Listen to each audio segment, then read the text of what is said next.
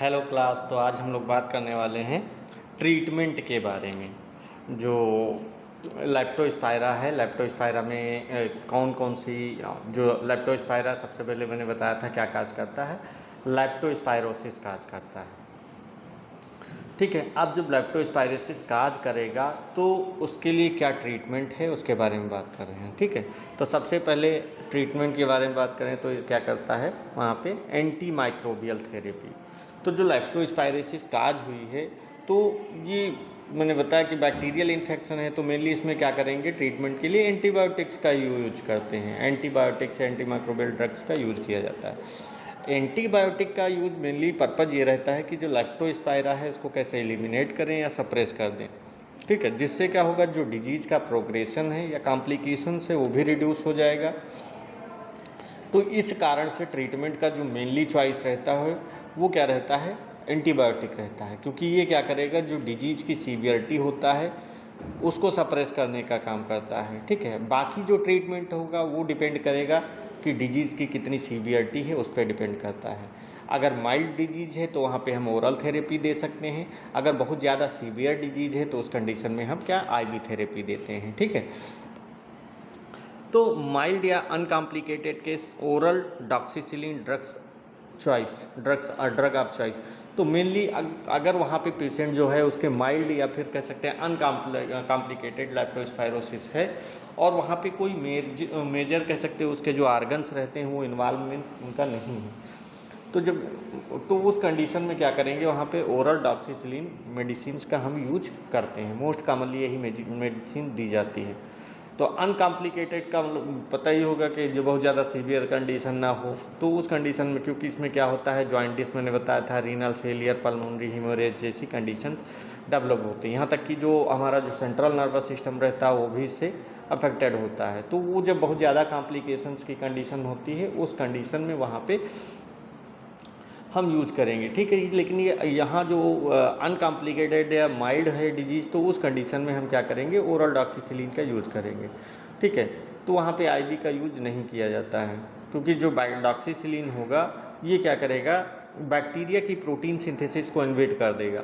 अब जो बैक्टीरिया में प्रोटीन सिंथेसिस होगी ही नहीं तो इससे क्या होगा जो बैक्टीरिया होगा वो मल्टीप्लाई नहीं कर पाएगा और वहाँ पे इन्फेक्शन कंट्रोल हो जाएगा। ठीक है, can be given out patient, no hospitalisation needed.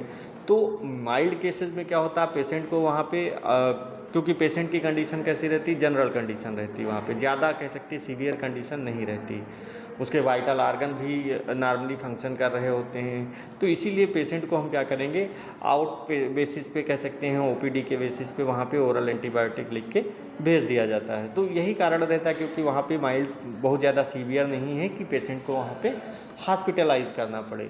ठीक है, लेकिन माइल्ड कंडीशन में भी क्या करेंगे पेशेंट का फॉलोअप रिक्वायरमेंट रहता है, क्योंकि फीवर है, जॉइंटिस है या फिर जो वहाँ पे सिम्टम्स हैं वो धीरे धीरे वहाँ पे मतलब कवर हो रहे हैं, रिकवर हो रहे हैं या कि नहीं हो रहे हैं। ठीक है, इस कारण से ये सारी चीज़ें वहाँ पे मॉनिटर करना ज़रूरी है।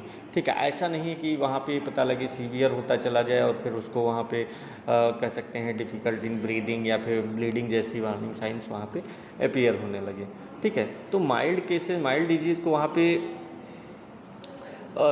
ओरली वहाँ पे मेडिसिन दी जाएंगी, लेकिन उसके जो उसका फॉलोअप लेना ज़रूरी रहता है कि जिससे क्या हो वहाँ पे पेशेंट की कंडीशन पता चलती रहे। ठीक है, सेकेंड है सीवियर हॉस्पिटलाइज्ड केसेस में क्या होगा इंट्रावीनस पेनिसिलिन और एम्फिसिलिन। अगर पेशेंट को सीवियर लेप्टोस्पायरोसिस की कंडीशन है या फिर वेल्स डिजीज़ की कंडीशन है तो उस कंडीशन में क्या करेंगे हम हॉस्पिटलाइज करेंगे। हॉस्पिटलाइजेशन वहाँ पे ज़रूरी रहता है, क्योंकि सीवियर डिजीज़ में क्या होगा बहुत सारी कॉम्प्लिकेशंस होने लगती हैं, जैसे कि वहाँ पे जॉइंटिस हो सकता है या फिर रीनल फेलियर जैसी कंडीशन डेवलप हो सकती है, मेनिंजाइटिस हो गया क्योंकि सेंट्रल नर्वस सिस्टम भी अफेक्टेड रहता है। ठीक है, और लंग से रिलेटेड डिजीज़ काज होने के, पल्मोनरी डिजीज़ होने के चांसेस बढ़ जाते हैं। इलेक्ट्रोलाइट एबनॉर्मेलिटी हो सकता है, इलेक्ट्रोलाइट इम्बैलेंस हो सकता है। तो इस कारण से ऐसे पेशेंट को फिर क्या करेंगे वहाँ पे हॉस्पिटलाइज करेंगे। वहाँ पे क्या होगा इंट्रावीनस पेनिसिलिन या फिर एम्फिसिलिन जैसे एंटीबायोटिक्स वहाँ पे आईवी के थ्रू दिया जाते हैं। अब आईवी के थ्रू क्यों देते हैं, क्योंकि आईवी में क्या होता है वहाँ पे रैपिड कह सकते हैं एक्शन होता है। ठीक है, वो डायरेक्ट ब्लड में इंटर करके वहाँ पे रैपिडली इंटरैक्ट करेगी जाके बैक्टीरिया को, ठीक है। तो इस कारण से वहाँ पे कह सकते हैं आईवी दी जाती है, वहाँ पे इंट्रावीनस के थ्रू वहाँ पे देंगे, क्योंकि ओरली जब देंगे तो ओरली में क्या होता है, पहले वो ऑब्जर्व करेगी जाके, बाद में वहाँ पे ब्लड में इंटर करेगी जाके, और वहाँ पे फिर मतलब अपना इफेक्ट दिखाएगी। लेकिन जब इंट्रावीनस देंगे तो डायरेक्टली वहाँ पे ब्लड में इंटर किया जाता है, ठीक है। तो वहाँ पे कह सकते हैं कंट्रोल्ड ड्रग डिलीवरी की रिक्वायरमेंट पड़ती, इस कारण से उसको हम क्या देंगे, आईवी देते हैं, ठीक है। Penicillin allergic patient, streptomycin, tetracycline और एरिथ्रोमाइसिन। अगर पेशेंट को पेनिसिलिन से एलर्जी है तो उस समय क्या करेंगे, पेनिसिलिन को अवॉइड किया जाता है, तो उसकी जगह क्या करेंगे, अल्टरनेटिव एंटीमाइक्रोबियल ड्रग्स का यूज करेंगे, जैसे स्ट्रेप्टोमाइसिन हो गया, टेट्रासाइक्लिन हो गया, या फिर एरिथ्रोमाइसिन हो गया, ठीक है। तो ये क्या करेंगे, यूजफुल कह सकते हो सकते हैं, लेकिन एग्जैक्ट ड्रग सिलेक्शन पेशेंट की सीवियरिटी पे डिपेंड करेगा, ठीक है, कि पेशेंट कितना सीवियर है, ऐसा तो नहीं उसके कोई एलर्जी है, ठीक है, प्रेगनेंसी का स्टेटस, रीनल फंक्शन, सारी चीज़ें वहाँ पे ऑब्जर्व की जाती हैं। उसके बाद उनको सबको देख करके उसके बाद वहाँ पे ट्रीटमेंट देंगे, ठीक है। तो इन सारी चीज़ों पे ट्रीटमेंट जो रहेगा वो डिपेंड करेगा। तो केवल अगर मान लिया वहाँ पे पेनिसिलिन से एलर्जी है तो वहाँ पे क्या कर सकते हैं, कोई अल्टरनेटिव वहाँ पे मेडिसिन दे सकते हैं, ठीक है। इसके अलावा सपोर्टिव केयर में maintain hydration, monitor renal and liver function, manage complications like jaundice, renal failure and haemorrhage की कंडीशन। तो सपोर्टिव केयर में मेनली क्या होता है, जब सीवियर लेप्टोस्पायरोसिस होती है तो केवल ऐसा नहीं केवल बैक्टीरिया को किल कर देंगे तो उससे वहाँ पे डिजीज़ क्योर हो जाएगी, क्योंकि वहाँ पे डिजीज़ में क्या होता है, किडनी है, लीवर है, लंग्स है, और ये सारी वहाँ पे सीवियरली अफेक्टेड होते हैं। इसीलिए वहाँ पे जो सपोर्टिव मैनेजमेंट होता है बहुत ही ज़्यादा रिक्वायरमेंट रहता है।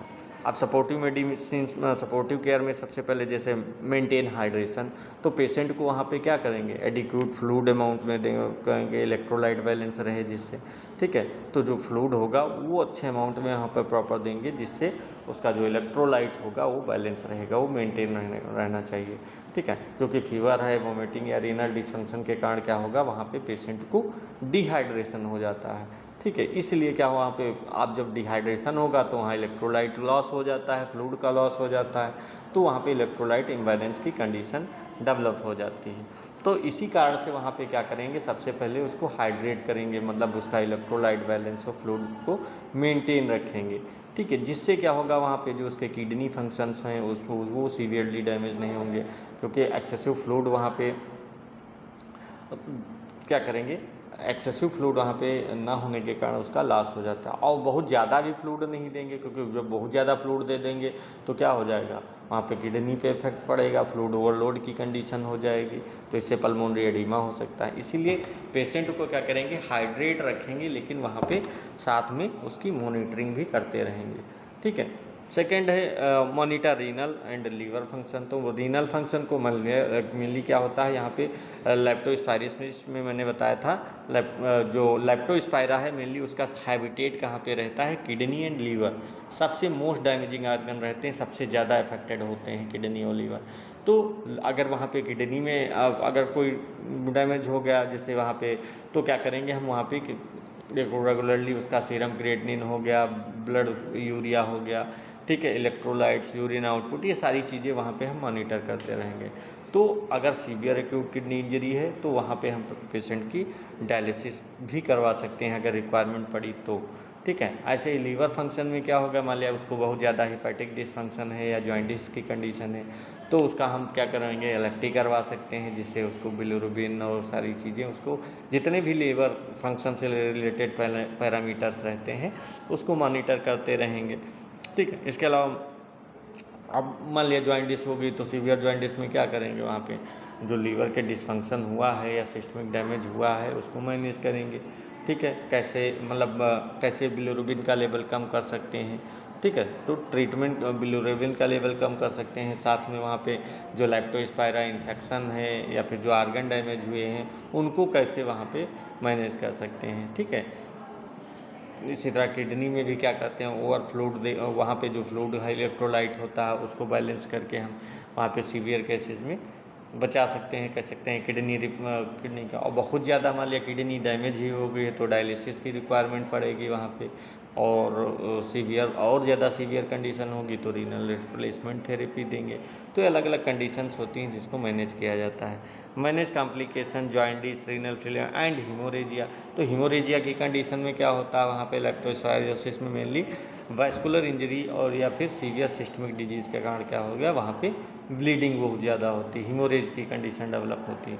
तो ऐसे केसेस में क्या करेंगे, जो ब्लीडिंग का सोर्स होगा उसको सबसे पहले आइडेंटिफाई करेंगे। अब जब वो आइडेंटिफाई हो जाएगा तो फिर वहाँ पे जैसा कह सकते हैं अप्रोप्रिएट उसका सपोर्टिव मैनेजमेंट करेंगे, और वहाँ पे जो ब्लड प्रोडक्ट होंगे उनको भी क्लिनिकली क्या करेंगे वहाँ पे आइडेंटिफाई करेंगे। ठीक है, तो ये सारी चीज़ें की जाती हैं जिससे उसको क्या कर सकें, मैनेज कर सकें। ठीक है, तो इसमें मेडिसिन्स में याद रखना है, अगर माइल्ड या अनकॉम्प्लिकेटेड केस है तो वहाँ पे ओरल डॉक्सीसिलिन देते हैं। ठीक है, अगर मान लिया सीवियर केसेज है तो वहाँ पे पेशेंट को हॉस्पिटलाइज करेंगे, आईवी फ्लूइड देंगे, उसमें सबसे पहले क्या करते हैं पेनिसिलिन जी का यूज करते हैं। ठीक है, तो वो सबसे आईवी यूज़ किएंगे। ठीक है, लेकिन अगर वहाँ पे मान लिया उससे रिलेटेड और ज़्यादा मान लिया सीवियर उसे कह सकते हैं एलर्जी है पेनिसिलिन से, तो उस कंडीशन में वहाँ पे स्ट्रेप्टोमाइसिन, टेट्रासाइक्लिन या फिर एरिथ्रोमाइसिन वहाँ पे दे सकते हैं।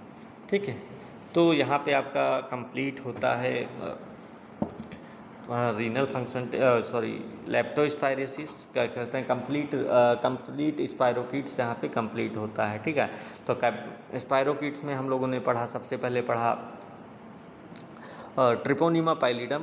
ठीक है, ट्रिपोनिमा के बारे में पढ़ा, इसके बाद बोरेलिया पढ़ा। वो दोनों किससे बिलोंग करते थे, स्पायरोकिटेसी से बिलोंग करते थे, और लेप्टोस्पायरेसी से बिलोंग करता था। ठीक है, तो इन सभी के बारे में हमने पढ़ा। तो इसके बाद हम नेक्स्ट अब इसके टॉपिक के बारे में बात करेंगे, और वो कौन सा टॉपिक होगा, बॉर्डिटेला।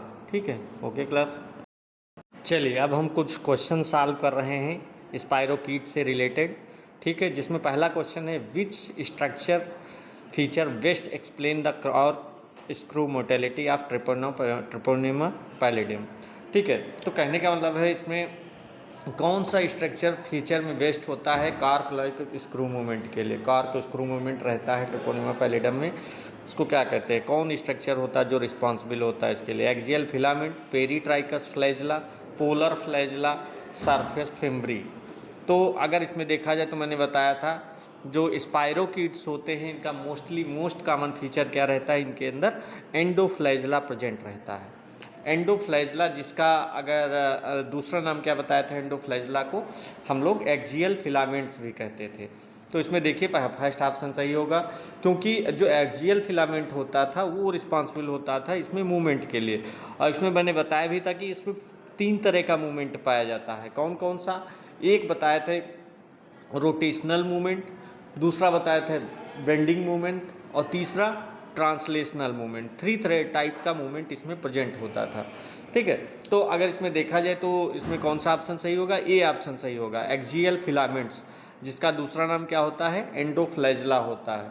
ठीक है, एंडोफ्लैजिला इसलिए कहते हैं क्योंकि ये कहाँ प्रेजेंट रहता है, आउटर मेम्ब्रेन प्लस जो इसके अंदर सेल वॉल थी उसके बीच में ही प्रेजेंट रहता था।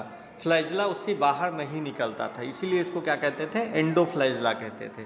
ठीक है, तो इसमें कौन सा सही होगा, कार्क स्क्रू लाइक मूवमेंट कहो, चाहे इसी का दूसरा नाम रहता है रोटेशनल मूवमेंट होता है। ठीक है, तो रोटेशनल मूवमेंट भी कहते हैं इसको। तो पर्टिकुलर एक एक्सिस के अराउंड वहाँ पे क्या करता था, ये रोटेट करता रहता था, जिसके कारण ये जो फ्लैजिला रहता जो ये रहता था बैक्टीरिया, ये जो होस्ट का टिश्यूज था उसके अंदर आसानी से इन्वेड कर जाता था। ठीक है, बाकी पेरीट्राइकस फ्लैजिला नहीं प्रेजेंट रहता है, क्योंकि ये पेरीट्राइकस फ्लैजिला का मतलब भी मैंने बताया था ये क्या रहता है, ओवरऑल जो बैक्टीरिया की पूरी बॉडी पे फ्लैजिला प्रेजेंट रहेगा तो उसको क्या कहेंगे, पेरीट्राइकस फ्लैजिला कहते हैं। तो ओवरऑल बॉडी पे वो प्रेजेंट रहेगा तो पेरीट्राइकस फ्लैजिला हो गया। पोलर फ्लैजिला केवल एक एंड पे फ्लैजिला प्रेजेंट रहता है उसको क्या कहेंगे, पोलर फ्लैजिला कहते हैं, ठीक है। तो वो एक एंड पे भी प्रेजेंट हो सकता है, दोनों एंड पे भी प्रेजेंट हो सकता है। तो जहाँ पे मैंने फ्लैजिला के बारे में बताया था वहाँ पे मैंने बताया था फ्लैजिला को इसी के बेसिस पे डिवाइड किया गया, तो दो पार्ट में डिवाइड किया गया था, एक पेरीट्राइकस, दूसरा पोलर फ्लैजिला। पोलर फ्लैजिला में 4 टाइप के बताए थे, ठीक है, मोनोट्राइकस और डाइट्राइकस, एम्फीट्राइकस जिसको कहते थे, इसके बाद लोफोट्राइकस और एम्फीलोफोट्राइकस, ये 4 तरह के फ्लैजिला मैंने वहाँ पे बताए थे, ठीक है। सरफेस फ्रिमरी तो वहीं पे प्रेजेंट रहती हैं, ये जो कि अटैचमेंट के लिए रिस्पॉन्सिबल होती हैं, ठीक है। तो इसमें कौन सा ऑप्शन सही होगा, ए ऑप्शन सही होगा। सेकंड क्वेश्चन देखिए, the most characteristic method for demonstrating Treponema pallidum for a primary syphilitic lesions is. तो कहने का मतलब ये है कि जो प्राइमरी सिफिलिटिक होती है उसमें क्या फार्मेशन होता है, कौन सा मोस्ट कॉमन कैरेक्टरिस्टिक्स रहता है जो कि ट्रिपोनिमा प्राइमरी सिफिलिटिक लीजन्स को डिमॉन्स्ट्रेट करता है, किसके थ्रू उसको कौन सा टेस्ट करवाएंगे, किसके थ्रू उसको डिमॉन्स्ट्रेट करेंगे।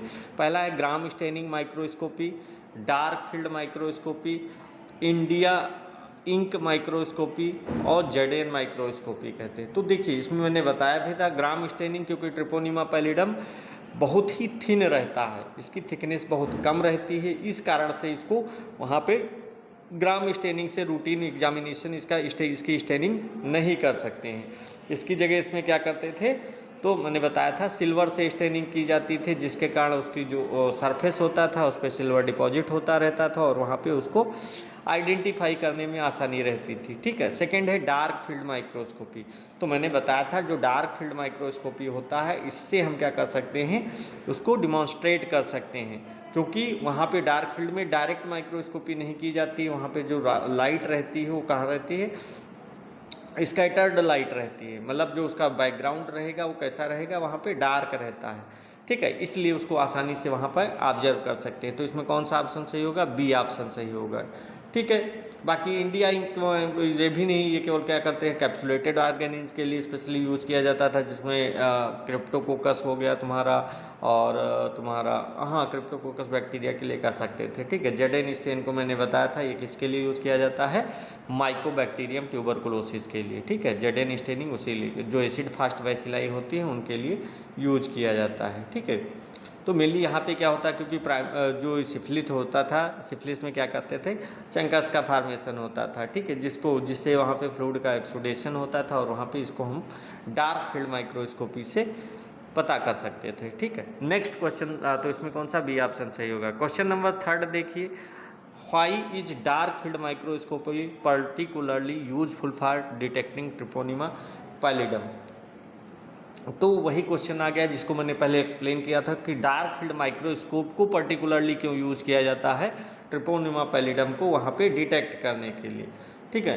तो मेनली जो डार्क फील्ड माइक्रोस्कोपी होती है इसका मेजर एडवांटेज अगर देखा जाए क्या होता है कि यहाँ पे जो बैक्टीरिया होगा, बैक्टीरिया को वहाँ पे, क्योंकि बैक्टीरिया बहुत थिन रहता है लेकिन एक्टिवली मोटाइल होता है, तो डार्क फील्ड माइक्रोस्कोपी में वहाँ पे मैं बताया था बैकग्राउंड कैसा रहता है, डार्क होता है, इसीलिए उसको वहाँ पे क्या कर सकते हैं, आसानी से हम डिमॉन्स्ट्रेट कर सकते हैं। तो यहाँ पे कौन सा ऑप्शन सही होगा, इट डिमॉन्स्ट्रेट बैक्टीरियल स्पोर्स, गलत है, यहाँ पे बैक्टीरियल स्पोर्स को डिमॉन्स्ट्रेट नहीं कर जाए, ट्रिपोनिमा पैलिडम की बात की जा रही है। इट डिमॉन्स्ट्रेट इंट्रासेलुलर ऑर्गेनिज्म, तो इंट्रासेलुलर ऑर्गेनिज्म को भी डिमॉन्स्ट्रेट नहीं कर। इट डिमॉन्स्ट्रेट मोटाइल ऑर्गेनिज्म, तो ये क्या करेगा, जो मोटाइल ऑर्गेनिज्म होंगे उनको डिमॉन्स्ट्रेट करता है, ठीक है, क्योंकि यहाँ पे बैक्टीरिया कंटिन्यूसली मूवमेंट करता रहता था, कार्क स्क्रू लाइक मूवमेंट वहाँ पे देखा जा सकता है, ठीक है। तो उसके थ्रू इसको हम क्या कर सकते हैं, डिमॉन्स्ट्रेट कर सकते हैं, ठीक है। इट डिमॉन्स्ट्रेट बैक्टीरियल कैप्सूल, तो बैक्टीरियल कैप्सूल को वहाँ पे डिमॉन्स्ट्रेट करने के लिए हम इसका यूज नहीं करते हैं, ठीक है। तो मेनली क्या होता है, डार्क फील्ड माइक्रोस्कोप ये क्या करता है, जो थिन स्पाइरोकिट्स ये होते हैं इसलिए वहाँ पे क्या करेंगे, इनकी मोटेलिटी को देखने के लिए हम इसका यूज कर सकते हैं, इसका यूज किया जाता है इसीलिए इसमें, ठीक है। क्वेश्चन नंबर 4 देखिए, which specimen is most suitable for direct detection of Treponema pallidum, deep tissue biopsy, serum sample, urine specimen, chancres exudate. तो इसमें मैंने बताया था, अभी बताया कि इसमें करता है जो चैंकर्स एक्सुडेट रहता है, ये क्या करेगा, वहाँ पे जो प्राइमरी सिफिलिस काज होगी तो उस वहाँ पे जो लीजन्स का फॉर्मेशन होता है वहाँ से निकलता है, एक्सुडेट, ठीक है। तो उसको डिमॉन्स्ट्रेट करने के लिए हम इसका यूज करते हैं, ठीक है। बाकी सीरम सैंपल से इसको पता नहीं कर सकते हैं, ठीक है। डीप टिश्यू बायोप्सी भी नहीं की जाती है। मोस्टली जो स्पेसिमेन लेंगे तो इसमें क्या करेंगे, वहाँ पे जो चैंकर्स का फॉर्मेशन होता है उसको लिया जाता है। क्वेश्चन नंबर 5 देखिए, dark field examination is generally unsuitable for oral lesions because. तो जो डार्क फील्ड एग्जामिनेशन होता है generally unsuitable for oral lesions, तो ओरल में रीजन वहाँ पे लीजन्स प्रेजेंट रहते हैं, उनको क्यों नहीं यहाँ पे डिमॉन्स्ट्रेट किया जा सकता है, क्योंकि ओरल कैविटी में भी वहाँ पे प्रेजेंट रहते हैं ना। तो उसका कारण क्या रहता है, उसको हम डार्क फील्ड माइक्रोस्कोपी से, ठीक है, तो वहाँ पे क्यों नहीं देख सकते इसको। तो मेनली देखो इसका सबसे बड़ा कारण क्या रहता है, क्योंकि जो अगर ओरल कैविटी की बात की जाए तो ऐसा नहीं ओरल कैविटी में यही बैक्टीरिया प्रेजेंट रहता है, और बहुत सारे नॉन पैथोजेनिक स्पाइरोकीट्स रहते हैं, ठीक है। तो वहाँ पे जब हम डार्क फील्ड माइक्रोस्कोपी से देखेंगे तो वहाँ पे और बहुत सारे जो ट्रिपोनिमा पैलिडम जैसे वहाँ पे और भी बैक्टीरिया आइडेंटिफाई होंगे, तो उसको वहाँ पे इसीलिए वो अनसुटेबल रहता है। अगर वहाँ पे हम क्या करेंगे, जो एक्सुडेट होता है उसको एग्जामिन करेंगे तो उसको हम आसानी से आइडेंटिफाई कर सकते हैं। तो इसमें कौन सा ऑप्शन सही होगा, ओरल फ्लोरा रिसेम्बल्स ट्रिपोनिमा। हाँ, treponemas can not survive them, गलत। स्लाइवा डिस्ट्रॉय बैक्टीरियल मोटेलिटी, ये भी गलत। इसके अलावा लीजन्स कंटेन एक्सेसिव न्यूट्रोफिल्स, ये भी गलत। तो इसमें क्या होगा, ओरल फ्लोरा रिसेम्बल्स ट्रिपोनिमा, क्योंकि ओरल कैविटी में उसके जैसे और भी ट्रिपोनिमा जो कॉमन जो पैलिडम होते हैं ट्रिपोनिमाज रहेंगे, ठीक, वो भी वहाँ पे प्रेजेंट रहते हैं, ठीक है। स्पाइरोकीट्स कह सकते हैं और भी रहते हैं वहाँ पे, तो वहाँ पे फिर हम इसको आइडेंटिफाई करना कठिन हो जाता है, ठीक है। तो इसीलिए जो डार्क फील्ड होगा वो क्या रहेगा, अनसुटेबल रहेगा ओरल फ्लोरा के लिए, ठीक है। नेक्स्ट है क्वेश्चन नंबर 6 देखिए, which stage of syphilis is characterized by the painless और indurated chancres, secondary syphilis, primary syphilis, tertiary syphilis, congenital syphilis. तो मेनली इसमें कौन सा ऑप्शन सही होगा, जो प्राइमरी सिफिलिस होती है, प्राइमरी सिफिलिस में क्या होगा, वहाँ पे सेकेंडरी सिफिलिस, देखो सबसे पहले सेकेंडरी सिफिलिस की बात करते हैं। तो सेकेंडरी सिफिलिस में क्या होता है, जो इन्फेक्शन है ये सिस्टमिक हो जाता है, तो मेनली जो वहाँ पे जो इन्फेक्शन होगा हमारे जो सिस्टम्स होंगे वो इफेक्टेड होने लगते हैं, ठीक है। और वहाँ पे लिम्फेडेनोपैथी या फिर कॉन्डाइलोमाटा जैसे जो मैनिफेस्टिकेशन होते हैं या सिम्टम्स होते हैं वो यहाँ पे अपीयर नहीं होते हैं। तो यहाँ पे कौन से अपीयर सिम्टम्स होंगे, यहाँ पे सबसे पहले क्या होता है, प्राइमरी सिम्टम्स में ही, प्राइमरी स्टेजेस में ही वहाँ पे क्या होगा, जो पेनलेस कैंकर्स का फॉर्मेशन वहाँ पे होता है, ठीक, ये डेवलप हो जाते हैं। फिर यहाँ पे क्योंकि इनमें पेन नहीं होता और ये कैसे रहते हैं, इंड्यूरेटेड, मतलब बहुत ज़्यादा ये हार्ड रहते हैं, ठीक है। तो इसीलिए यहाँ पे पेन नहीं होती है। तो इसमें कौन सा ऑप्शन सही होगा, बी ऑप्शन सही होगा, ठीक है। तो इसमें ऐसे याद कर सकते हो, जैसे प्राइमरी सिफिलिस है, प्राइमरी सिफिलिस में क्या हो गया, वहाँ पे पेनलेस कैंकर्स का फॉर्मेशन होता है। सेकेंडरी में मैंने बताया था वहाँ पे रैसेज होने लगते हैं, वहाँ पे कंडाइलोमाटा का फॉर्मेशन होता है। टर्सरी सिफिलिस में वहाँ पे फिर न्यूरोसिफिलिस है, गुमास है, एओर्टिक डिजीज है, ये सारी डिजीज वहाँ पे काज होने लगती हैं, ठीक है। मायोकार्डाइटिस बताए थे काज होती है। नेक्स्ट क्वेश्चन देखिए, the generalised rashes of secondary syphilis classically involve the face and scalp, trunk and neck, palm and sole, hand and forearm। तो जहाँ पे जो सेकेंडरी सिफिलिस में रैसेज होते हैं वो कहाँ पड़ते हैं, तो मोस्ट कॉमनली कहाँ देखे जाते हैं, पाम एंड सोल रीजन पे देखे जाते हैं, फेस एंड स्कैल्प पे वहाँ पे नहीं प्रेजेंट होंगे, ठीक है। लेकिन ऐसा नहीं कि होते नहीं, होते हैं, लेकिन सेकेंडरी सिफिलिस में वो डेवलप नहीं होते हैं, ठीक है। और इसके अलावा ट्रंक या फिर जो नेक होते हैं, लेकिन ट्रंक और नेक में वहाँ पे डेवलप होंगे, लेकिन सेकेंडरी सिफिलिस में अगर क्लासिकल एग्जाम्पल पूछा जा रहा है तो क्लासिकली कहाँ पे इन्वॉल्व होंगे, पाम एंड सोल रीजन पे इन्वॉल्व होते हैं, ठीक है। ये कह सकते हैं कि कैरेक्टरिस्टिक फाइंडिंग कह सकते हैं रहती है, ठीक है। हैंड एंड फोर आर्म पे भी रहते हैं, लेकिन क्लासिकल साइन इसका नहीं होता है।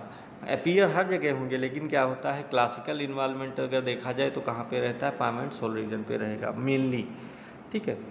नेक्स्ट क्वेश्चन देखिए, which lesions is particularly characteristic of secondary syphilis. तो अभी मैंने बताया था कौन सा रहेगा, कौन सा मैंने बताया था, कॉन्डाइलोमाटा, ठीक है। हाँ कॉन्डाइलोमेटा लाटा, ये ऑप्शन कौन सा सही होगा, डी ऑप्शन सही होगा। तो सेकेंडरी सिफिलिस में मेन कैरेक्टरिस्टिक से ही रहता है, इसको कॉन्डाइलोमेटा का फॉर्मेशन होता है। इसके पहले भी देखो दिया गया है, कॉन्डाइलोमेटा दिया गया है, अकुमिनाटा दिया गया है, ठीक है। तो ये ऑप्शन सही नहीं होगा, डी ऑप्शन सही होगा, ठीक है। नेक्स्ट क्वेश्चन देखिए, question number 9, the major pathological lesions of tertiary syphilis involving skin bone और ऑर्गन्स इज। तो टर्सरी सिफिलिस में क्या होता है, तो अभी मैंने टर्सरी सिफिलिस में क्या बताया थे, वहाँ पे गुमेटस लीजन्स का फॉर्मेशन होता है, ठीक है। तो इसमें कौन सा ऑप्शन, पहला ही ऑप्शन सही होगा। ये कैरेक्टरिस्टिक्स कह सकते हैं, क्लासिकल साइन रहते हैं primary, secondary and tertiary syphilis के अलग अलग, ठीक है। प्राइमरी सिफिलिस में मैंने बताया वहाँ पे क्या फॉर्मेशन होगा, कैंकर्स का फॉर्मेशन होगा। सेकेंडरी में मैंने बताया कॉन्डाइलोमेटा लाटा का फॉर्मेशन होगा, और टर्सरी सिफिलिस में गुमेटस लीजन्स का फॉर्मेशन होता है, ठीक है। तो इसमें भी कौन सा ऑप्शन सही होगा, ए ऑप्शन सही होगा, ठीक है। केसियस नेक्रोसिस, सपोर्टिव अल्सर, ये सारे सिम्टम्स वहाँ पे क्लासिकल सिम्टम्स इसके नहीं होंगे, ठीक है। नेक्स्ट देखिए, cardiovascular syphilis most characteristically affected the. तो कार्डियोवैस्कुलर सिफिलिस में मेनली क्या इफेक्ट होता है, pulmonary artery, ascending aorta, abdominal when, coronary sinus. तो टर्सरी मेनली जो कार्डियोवैस्कुलर सिफिलिस है किसका है, ये टर्सरी सिफिलिस की पार्ट होता है, ठीक है। मैंने बताया था टर्सरी सिफिलिस में क्या होता है, हमारे जो अदर ऑर्गन्स रहते हैं वो भी अफेक्टेड होते हैं, ठीक है। तो मेनली अगर देखा जाए इसमें कौन सा इन्वॉल्वमेंट होता है, जो हमारा असेंडिंग एओर्टा रहता है, असेंडिंग एओर्टा यहाँ पे रिस्पॉन्सिबल होता है। जो कार्डियोवैस्कुलर सिफिलिस होता है मेनली अफेक्टेड होता है, ठीक है। क्योंकि जो कार्डियोवैस्कुलर डिजीज असेंडिंग होता है, या फिर एक इम्पॉर्टेंट इसकी साइट होती है, ठीक है, जहाँ पे ये इन्फेक्शन काज करता है, ठीक है। नेक्स्ट क्वेश्चन देखिए, the classical cardiovascular complications of tertiary syphilis. तो अभी मैंने बताया था जब एओर्टा ही इसमें अफेक्टेड होता है, तो एओर्टा से रिलेटेड डिजीज़ कौन सी है, इसमें मिट्रल स्टेनोसिस हो ही नहीं सकता, एओर्टा से पल्मोनरी एडिमा हो गया, एओर्टिक एन्यूरिज्म या फिर वेंट्रिकुलर रप्चर। तो इसमें क्या होगा, एओर्टिक एन्यूरिज्म की कंडीशन होगी, ठीक है। एओर्टिक एन्यूरिज्म क्या होता है, मेनली जो वहाँ पे एओर्टिक वाल्व रहते हैं, ठीक है, वो क्या हो जाएंगे, वहाँ पे इन्फ्लामेशन हो जाएगा, उसमें स्टेनोसिस की कंडीशन डेवलप हो जाती है, ठीक है। क्वेश्चन नंबर 12 देखिए, न्यूरोसिफिलिस में develop because Treponema pallidum can multiply inside erythrocytes, colonize the intestinal mucosa, persisted only with in lymph nodes, involve central nervous system. तो क्या होगा उसमें सेंट्रल, क्योंकि मेनिंजाइटिस कहाँ डेवलप होती है, न्यूरोसिफिलिस ब्रेन में डेवलप होगी, ब्रेन से रिलेटेड हमारा सेंट्रल नर्वस सिस्टम इन्वॉल्व होगा। नेक्स्ट क्वेश्चन देखिए, which condition is classically associated with neurosyphilis, tabes dorsalis, viral meningitis, cerebral abscess और स्पाइनल कार्ड इन्फ्लेमेशन, ठीक है। तो ये कहाँ डेवलप होता है, जब ये ब्रेन में डेवलप होगा जाके, तो वहाँ मेनली क्या काज करेगा जाके, वहाँ पे ट्यूब डॉर्सेलिस काज करता है। ट्यूब डॉर्सेलिस क्या होता है, मेनली यहाँ पे जो हमारी पोस्टीरियर कॉलम्स होते हैं, डॉर्सल रूट्स होते हैं, वहाँ पे न्यूरोलॉजिकल एब्नॉर्मलिटी ये डेवलप करते हैं, ठीक है। तो इसको हम लेट न्यूरोसेफलाइटिस भी कहा जाता है, ठीक है। ये इसी से रिलेटेड होता है जो डिजीज़ काज होते हैं, ठीक है।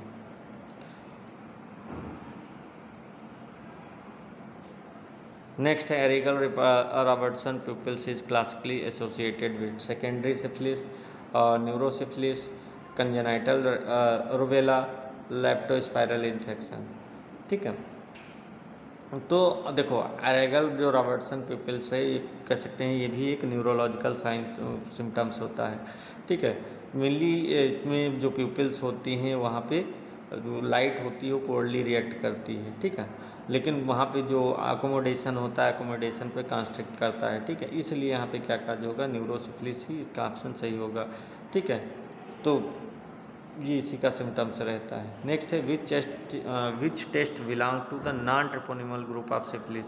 कौन सा टेस्ट होता है जो non treponemal group of syphilis के लिए सीरोलॉजिकल टेस्ट होता है। तो मैंने बताया था सबसे बढ़िया एग्जाम्पल इसका कौन सा, FTA AVS, TPHA, VDRL, TPPA। तो जो इसका बेस्ट एग्जाम्पल है वो क्या है, VDRL होता है। ठीक है, VDRL जिसको क्या कहते हैं, venereal disease research laboratory test कहते हैं। ठीक है, बाकी ऐसा नहीं कि बाकी टेस्ट भी जो TPHA हो गया अभी और TPPA हो गया, FDA ABS हो गए, ये सारे टेस्ट किसके लिए होते हैं, ट्रिपोनिमा पैलिडम के लिए होते हैं। तो जो FDA ABS हो गया, TPHA हो गया, TPPA हो गया, ये क्या रहता है, ये तुम्हारा जो ट्रिपोनिमल डिजीज होती है, काज होती है, सिफिलिस काज होगी, उससे रिलेटेड रहते हैं, उसमें ये टेस्ट परफॉर्म किए जाते हैं। ठीक है, तो चलिए आज इतने ही क्वेश्चन सॉल्व करते हैं, बाकी नेक्स्ट क्वेश्चन नेक्स्ट टॉपिक हम नेक्स्ट क्लास में इसको सॉल्व कर लेंगे सारे क्वेश्चन। ओके क्लास, आज इतने ही, बाकी नेक्स्ट क्लास।